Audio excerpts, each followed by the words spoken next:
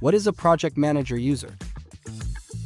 In Sage Intacct, a project manager user is designed for team members who need to manage project data and view project-specific financials, but do not require access to the core general ledger.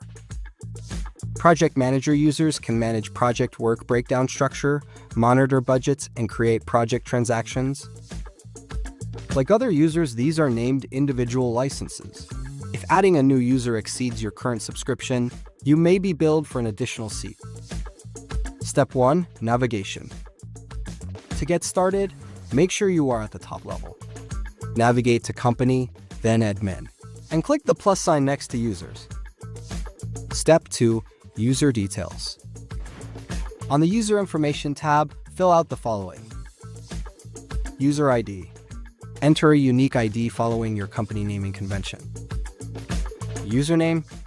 Enter the name of the user. Account email address. Provide the email where the user will receive their activation link. Contact name. Select the contact for the employee. If they are not in the system yet, click Add to create their contact record now.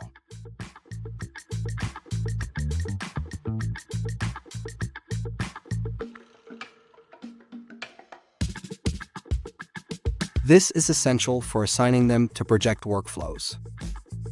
Step 3. Financials Permissions. Scroll down to the Sage Intacct Financials Permissions section. User type.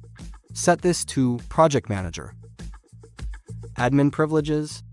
You will notice that for this user type, admin privileges are automatically set to off.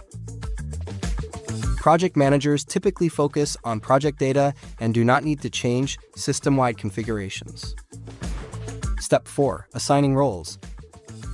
In the Roles grid at the bottom, assign a role that matches their needs, such as a project manager or project director role. Note that the project manager user has built-in safeguards.